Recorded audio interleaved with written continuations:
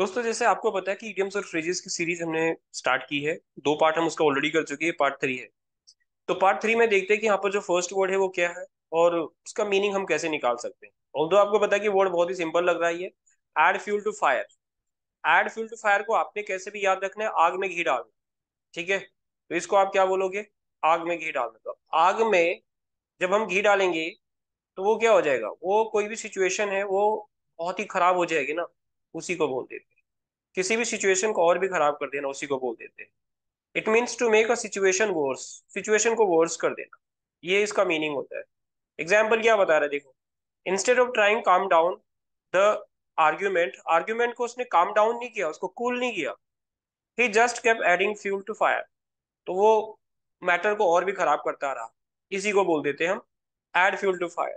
आई hope ये आपको पता लग गया कि इसका मीनिंग क्या होगा। अब हम आएंगे नेक्स्ट वाले इडियम से।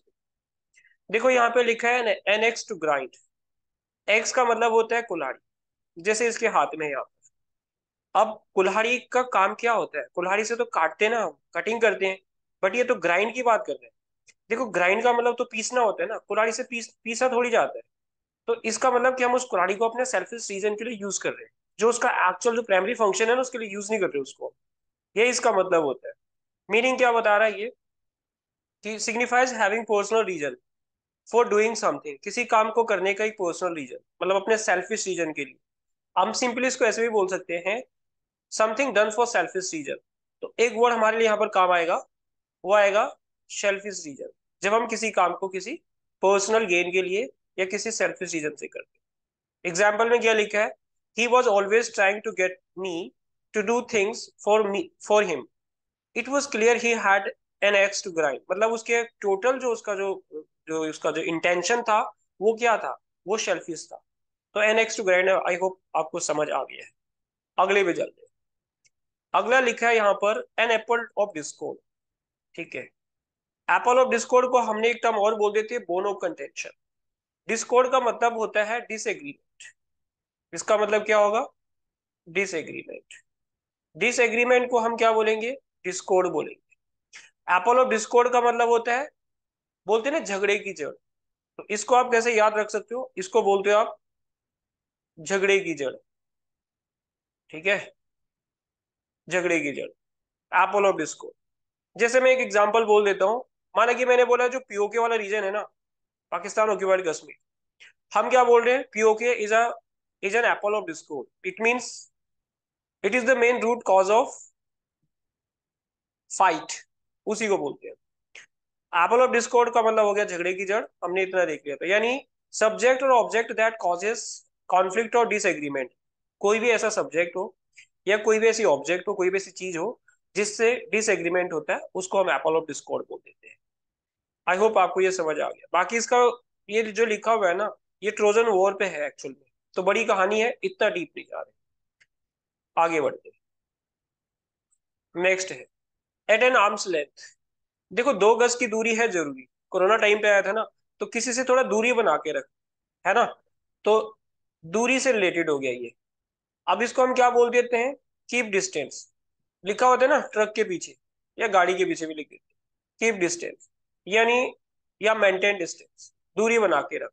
कोरोना टाइम पे जैसे आया था, ये बंदे एक दूसरे से थोड़ा दूर है, डिस्टेंस बना के रख। इसी को हम क्या बोलते हैं? To keep someone at an arm's length means to avoid becoming too friendly, ज्यादा दोस्ती नहीं करना। और टू क्लोज समवन, किसी के बहुत ही क्लोज भी नहीं आना, इसी को बोल देते हैं। एग्जाम्पल क्या लिखा है, she kept him at an arm's length. उसने उसको एक आर्म्स लेंथ पे रखा, थोड़ी दूरी बना के रखा उसको। And never revealing her true feelings, और अपनी जो फीलिंग्स है ना, उसको उसने रिवील नहीं किया। इसी को बोल देते हैं हम एट एन आर्म्स। अगला है, अगले में लिखा है कि at an 11th hour. At an 11th hour को हम एक वर्ड और बोल देते हैं, in the nick of time. In the nick of time, in the nick of time, ये टाइम है, इसको टाइम समझो आप। In the nick of time, यहाँ पर ऑफ भी लगा दो। In the nick of time का मतलब होता है एट द लास्ट मोमेंट। जब आप किसी काम को बोलते हैं ना, आखिरी टाइम पे करते हैं। घड़ी में 12 बजते हैं, लेकिन बंदे को किस चीज की याद 11 बजे आती है, तो ये लास्ट मोमेंट हो गया ना। At an 11th hour refers to doing something at the last possible moment, वही होता है। आखिरी टाइम पे जो चीज आप करते हो उसको बोल देते हैं। एग्जाम्पल क्या लिखा है, he completed the project at the 11th hour just before the presentation। Presentation से थोड़ी देर पहले उसने अपने प्रोजेक्ट को कंप्लीट किया, तो क्या बोलेंगे इसको, in the nick of time, और 11th आवर भी बोल सकते हो। अगला क्या लिखा है, एट डैगर्स ड्रॉप। अब डैगर को समझ, देखो ये एक प्रकार का डैगर होता है जिसको आप तलवार भी बोल सकते हो, नाइफ टाइप का बोल सकते हो, ये डैगर होता है। ड्रोन का मतलब क्या हो रहा है, ये ड्रोन ड्रॉ से बना हो। तो डैगर को जैसे हम निकालते हैं ना, म्यान में से तलवार निकालते हैं, तो क्यों निकालेंगे, कुछ कुछ लड़ाई झगड़ा होगा ना, इसीलिए बोल देते हैं। तो इसका मतलब क्या हो गया, to be at dagger drawns means to have deep or bitter rivalry or hostility, किसी के साथ बहुत तगड़ी दुश्मनी होना। जैसे एग्जांपल से समझ, मैं बोलता हूं कि India and Pakistan are at daggers drawn, यानी वो एक दूसरे के खून के प्यासे। तो यही है अज्ञात। इसका आप सिंपल मतलब क्या रखोगे, इसका मतलब रखोगे आप खून का प्यासा, या खून के प्यासे, प्यासा। ठीक है, उसको क्या बोलेंगे हम, एट डैगर्स ड्रॉन।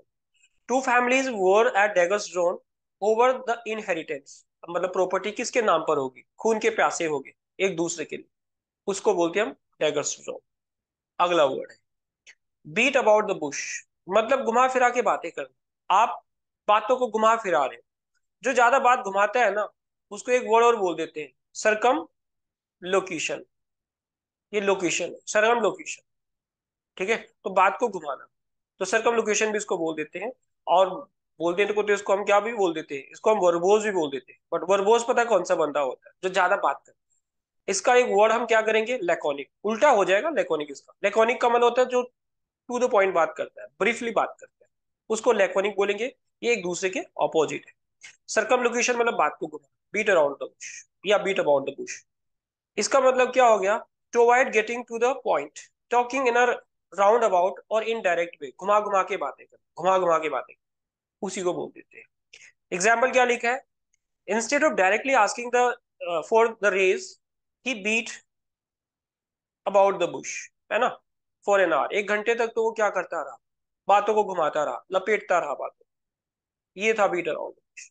तो आज की वीडियो के लिए हमने इतना ही करना है। आई होप आपको वीडियो पसंद आई है। अगर आई है तो फिर वही लाइक शेयर और सब्सक्राइब जरूर कर सकते हो।